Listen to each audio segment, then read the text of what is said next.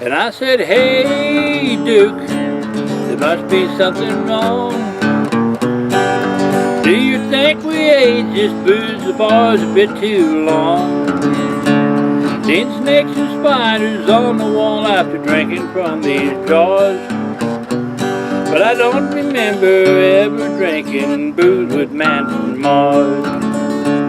I don't remember ever drinking booze with men from Mars. Well, that's just a little bit of what you would call a snippet or just a taste of a little bit of the song. That was a song that was inspired to my mother many, many years ago, maybe 20, 25 years ago even. That song had been written that long ago, and that song actually comes from an idea of a good friend of ours who was what you call a truck driver / musician. And he was a darn good singer and writer, and at one time I guess he worked for the great Mac Wiseman of bluegrass notoriety and country. And one day, you know, he played in a local band down there in what used to be called the Washington Hotel, which is, you know, burnt down many years ago. They had a fire and they never ever restored it. But when that was alive, that was kind of like the center of things in town, you might say. You know, most towns have a town square or something, and that one particular one was called Washington Square, and there was a hotel there, I don't know, 6, 8 stories high. I'm not sure how tall it was. I was a kid then, actually, and that shows you how long ago the hotel was there. And that their hotel, you know, had like a barbershop in the bottom, had a restaurant, a bar, you know, where they played music, and had numerous other businesses. I can't quite think of what they all were, but there was a little band that played there, a little 3 or 4 piece band, and I think they might have even called themselves the String Busters, I'm not really sure, but the band consisted of a bass player named Jim Smith, who played bass and vocals and also did lead, and then there was a drummer, and I believe it was either Al Rabidou, a Frenchman. I remember him. He used to always kiss all the ladies up and down the arm, you know, and tell them ladies who wanted to be mothers to line up in front of the drummer, you know, a little bit suggestive. But he was a wonderful person. He was kind of a comic. He wore this old Aussie hat with a big safety pin in the front. He used to do comedy, do Gabby Hayes and different stuff. And then there was George Miller. Of course, he was a truck driver / singer, a very good singer. And then I believe there was another guitar player that played guitar. And Jim may have been playing pedal steel then, but there was another guitar player named Ronnie Holmes. And he was also a truck driver, but a very good, you know, guitar picker, played melody and single note melody. And, you know, my mom and dad used to frequent down there once in a while. They'd go in on the weekends sometimes and just to hear the music and just, you know, dance maybe. Many people would dance and have a beer or a Coke or mixed drink, whichever would be their preference. And they would have good times, and so this idea was pitched from the mind of George Miller, of course, it was his name. And he, about that time, I think we was going to the era of all the Martians and the UFO sightings, first, second, and third sightings, you know, of third kind.